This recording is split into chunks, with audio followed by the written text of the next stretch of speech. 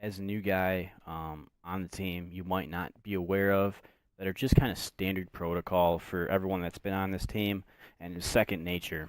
Um, no, obviously, because you haven't played with us. So we're just gonna go over. I'm just gonna go over a couple of the things that will help with communication and just generally how we play. Some of our play style things that we do on this team. So they're gonna seem simple, but we're gonna just go over them anyway. The few things that we're not perfect at, but we try to do effectively is communicate as a team. So communication is huge, whether it be you got shot or you're back in position or whatever's going on within the game. It's super important that we keep the communications or the comms um, to a minimal as much as possible during game. Um, we can joke around in between games. We can complain all we want in between games.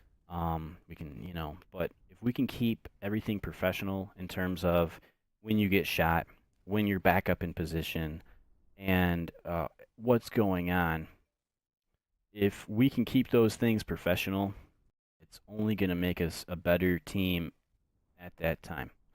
So, for instance, if you're playing left side of a map, it's super important when you get shot, or maybe you might even be in trouble, just to communicate left side down, or just say I'm down. Keep it to a minimal. I don't need to hear God damn it, mother. Just we need to keep the complaining to a minimal and just call professionally what happened. You got shot on the left hand side. We can all figure that out immediately, and everyone can react accordingly. If there's a lot of chaos, a lot of whining, a lot of panicking, um, people can't think and can't react appropriately. And the longer it takes to get out that you were shot, um, the longer it takes for us to react. So just keep, again, communications to a minimal. It's okay to joke around and stuff, like I said, but if we can keep our communications to a minimal, our games are going to go, especially on small maps where they're just faster paced, things are going to be able to run a lot smoother. So call when you're shot, call when you're back up in position. A few other super important things are if you happen to spawn on the opposite side of the map. That's usually a good indicator that the enemy spawned behind us somewhere. Especially if you control a large portion of the map, which on most maps we do.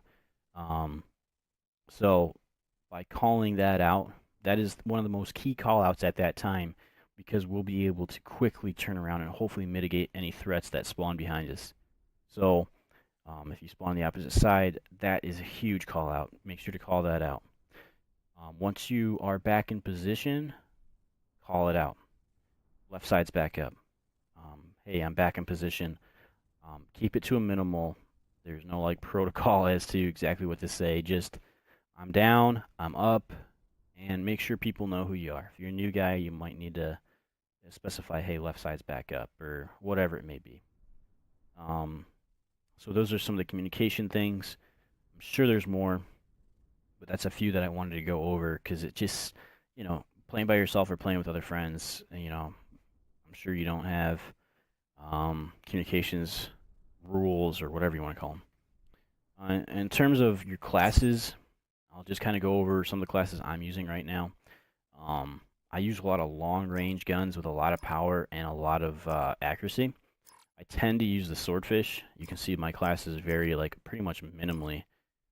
This class in particular changes quite literally. Just perk one is either scavenger. I use this perk when I'm a little bit more close up to the enemy, and I can replenish ammo that way. I don't have extended mags on this class, and I don't have extended mags on this class because my thought logic here is that someone on the team is going to be utilizing the care package, or not the care package, but the ammo resupply specialist. Can't remember who he was, but we typically have a guy or two that runs that, and I can go up and grab some ammo. But let's say I'm just experiencing a lot of flashbangs or nine bangs or whatever. It's good to carry this tac mask. My brother was watching film that some of the guys are getting picked off by guys using thermos. that otherwise they'd have no idea you were there. So I started using on every class cold-blooded. So I got cold-blooded on every class, gung-ho on, I believe, every class, at least that's close up. The idea is, according to just watching different film and reading stats, if you want to get your gun up quicker out of a sprint, or you happen to be in a lot of close range gunfight sort of environments, it kind of gives you a little extra edge. So anyway, you can set your classes up however you want. A lot of guys run Titans. This whatever you want to call this primary operating mod here, super effective to keep guys pinned down, makes aiming at you pretty hard. FMJ 1 and 2, so I can shoot through some walls with some extended mags, just so I don't have to reload as often. And it's not 100% necessary. This is more of like sit in position and shoot the hell out of people. I use ComSec on every single class, if you look, because it reduces the cost of earning kill streaks or score streaks or whatever you want to call them in this game. But yeah, I've got looks like quick draw in this class, FMJ again, because the whole point of this gun is to shoot the hell out of people and be able to shoot through everything. Use some tac mask because I'm gonna be up a little close and personal. But yeah, again, I tend to use Swordfish, and when I do tend to use my Titan, I tend to use this class right here. So this is my primary Titan class, and this is typically my primary Swordfish class. So go ahead and take a look at those if you'd like, being a new guy. Again, it just depends on your position, but most of our positions are a little bit more standoffish. You need to be accurate, you need to have a gun that's just going to drop people and that you're comfortable with. So they both play differently, but they're both good. We're going over score streaks here because when we're playing as a team, there are score streaks that we advise that you use, and more so it's score streaks we advise you don't use. So if we're talking about ones that we absolutely don't want you to use, it's going to be score streaks such as the Thresher. That's probably the biggest one we don't want you to use, simply because it doesn't discriminate. It just shoots the hell out of everybody on the map. That would be probably the number one don't use on the map. You can use items like the Dart, like the RC, like the UAV, care package, counter UAV, lightning strike, even the drone squad, but they're pretty much worthless. And what I mean by that is you're going to get a lot more than the kills required. You can see here this is only going to take 350 kills with my ComSec, or 350 points. You're going to get more than that, and these are fairly useless. The Dart takes you out of position. You're only going to get 1 kill, maybe 2 out of it. So it's just not worth. It's just not worth it. It's going to again put you out of position, which hurts the entire team. Same thing with the RC. UAV you can use. It's fine. It's just we don't really use UAVs. We have no purpose. We know the map. We know where they're spawning. And if anything, it's going to get you killed because you're looking at that little mini map. Care packages are okay, but again, it's one of those things where you're going to get your higher kill streaks, and it's going to put you out of position to gather this supply. Counter UAV, the enemy should not be getting UAVs, so there's no purpose to have a counter. They know where we're at, we know where they're at. Not really purpose. Lightning strike, I've heard it's gotten better, but again, just one of those things where I just don't feel, I feel like there's better options for you to rain hell on the other team. Sentry guns are excellent, they've gotten better. And it's a great way to hold down spots and at least intimidate the other team. So oftentimes we will equip sentry guns because they're only 7 kills. You're going to get to it. It's going to hold down positions extremely effectively. The only thing we got to watch out for is things like Zero, which can hack it. But we don't typically deal with Zero because our games go pretty quick. We don't give the other enemy a lot of kills, so it's rare that we get things hacked. Hellstorm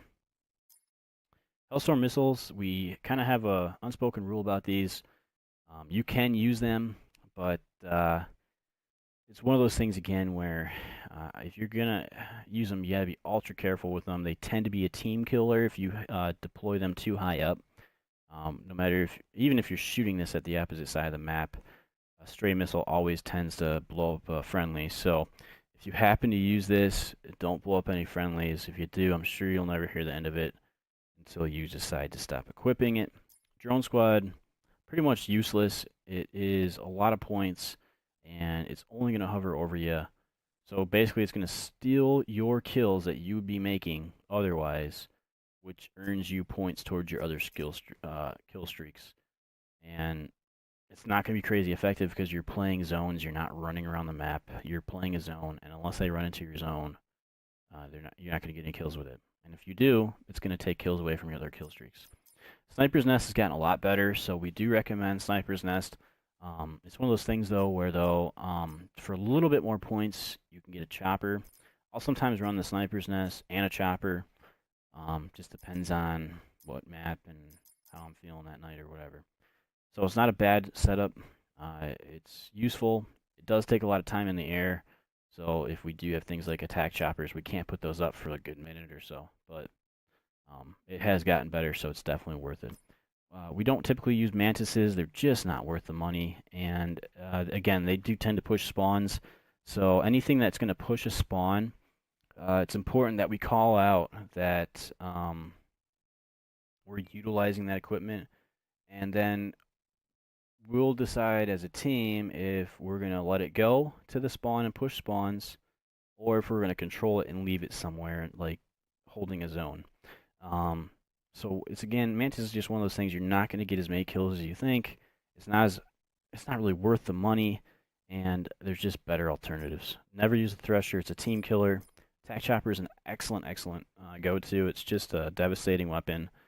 I also really highly recommend the Strike Team. Again, it's only 1,050 points if you're using the ComSec device, which I recommend everybody use, just because it's going to get us our kill streaks faster, which means as soon as we get that kill streak up, we're controlling the map even easier, and things just get easier from there. So that's important. And then gunship. I mean, you're going to get them if you're in a position that has some heat. You will get that. So just to kind of recap, I wouldn't recommend any of these items here that I'm highlighting. And so Dart, RC, UAV, Care Package, Counter UAV, Lightning Strike, Drone, Thresher, Mantis. I just wouldn't recommend those. I know it kind of sounds limiting, but really you're using the most effective kill streaks. And that's the whole point of how we play. We want to be as effective as we can as a team, and that includes using kill streaks and stuff like that. So that's a little bit on communication. That's a little bit on the classes, score streaks. Classes, again, you can kind of do what you want. I wouldn't, our positions don't really shotguns, SMGs. It's more long range. So hopefully you're comfortable with using things like Titans and Swordfishes and whatever automatic, or a rifle of some sort, anything with some sort of range and power. And so yeah, that's it. Sure, I'll make another one of these videos because I'm sure I'm missing things on, communication, score streaks, classes, and the other thing is specialists. So let's go over that. Let's see here. So we got all these specialists here, and maps will have positions that require certain specialists. So we use Torque. Usually we have 2 Torque players on every map. We usually take 2 Nomads. We'll take even what's that? New Girl's Outrider. We'll take her. The Hawk is super useful for pinpointing targets, getting a good view. You can just set it, leave it there, and get easy kills. We'll use things like the Crash Player because he's got the Assault Pack and some further health. That's typically what we use. So we're using a lot of Nomads. We're using Torques, Crash. Not often are we using Recon, but there are occasions that we do. We don't really need to use Zero. They're not going to get any streaks or anything. There's no point. Everything else is kind of just preference and or positional based. So if you're for instance, if you are the, let's see the map that we already went over.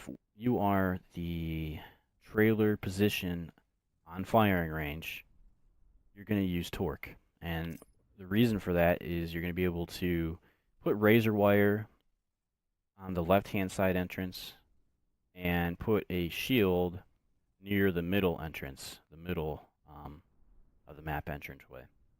And it's just going to give you more cover. It's going to allow you to keep enemies out of that position if left goes down, if middle goes down. It's just really one of the more effective positions to utilize that.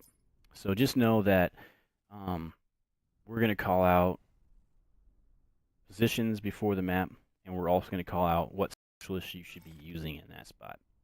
So that's kind of a brief intro as to some of the things that we do that are unique to how we play, and hopefully that helps you better understand what we're looking for, and you get a better understand of how we play. So these videos tonight are kind of long. Apparently I'm long-winded. I'll try to keep them around 10 minutes in the future, but these are some videos that needed to get put up. So again, thanks for listening. Code word is welcome to Team Camp, and hopefully you enjoy it, guys. Have a good night, and I'll see you next time.